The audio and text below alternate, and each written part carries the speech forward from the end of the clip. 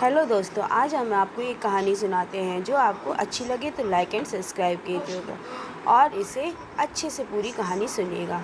एक बार की बात है, एक गांव में बबलू नाम का एक लड़का रहता था जो खुद को बहुत होशियार समझता था, लेकिन गांव वाले उसे बबलू बुद्धू कहकर बुलाते थे। एक दिन उसने सोचा कि वह शहर जाकर कोई बड़ा काम करेगा ताकि सबको साबित कर सके कि वह वाकई होशियार है। बबलू अपनी साइकिल उठाकर चल पड़ा शहर की ओर। लेकिन आधे रास्ते में उसे याद आया कि उसने चप्पल उल्टी पहन ली है। तो वह रुका और चप्पल सीधी की, लेकिन साइकिल उल्टी पकड़ ली और उल्टा चल गया। शहर पहुंचने पर उसने सोचा कि सबसे आसान काम जासूस बनना होगा, क्योंकि ये फिल्मों में जासूस बनकर हीरो बन जाते हैं। उसने एक काले चश्मे और लंबा कोट खरीदा और एक कुत्ता पाल लिया ताकि लोग समझें कि वह बहुत प्रोफेशनल है। बबलू ने अपने कुत्ते का नाम रखा शेरू बॉस।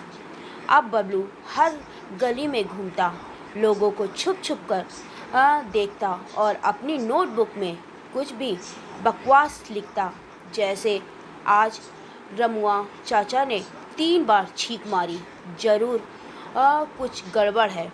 एक दिन उसने एक आदमी को सड़क पर खड़ा देखा तो बार बार इधर उधर देख रहा था।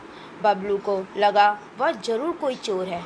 उसने तुरंत शेरू बॉस को छोड़ा, लेकिन शेरू गया और एक समोसे की दुकान पर बैठ गया। बबलू खुद उस आदमी की ओर दौड़ा और बोला, तुम्हें गिरफ्तार किया जाता है मेरा शक की बिना पर। आदमी बोला, भाई साहब, मैं तो अपनी बीवी का इंतज़ार कर रहा हूँ, वो गोलगप्पे खा रही है। बबलू शर्मिंदा होकर वहाँ से भागा और सीधे थाने पहुँचा। बोला, मुझे जासूस की नौकरी चाहिए। थानेदार ने कहा, ठीक है, पहले एक चाय लेकर आओ। बबलू खुशी खुशी चाय लेने गया और वापस आकर बोला, मुझे लग रहा है चाय वाले की मूंछों में कुछ राज छुपा है। थानेदार ने कहा, राज नहीं, वो बस तेरी तरह मूर्खता छुपी है। अगले दिन बबलू ने एक नई योजना बनाई। उसने गांव वापस जाकर खुद की बबलू डिटेक्टिव एजेंसी खोली। उसका पहला केस आया, रमुआ चाचा की गाय खो गई है। बबलू ने गाय की तस्वीर बनाई, लेकिन तस्वीर में गाय की जगह ऊँट जैसा कुछ बन गया।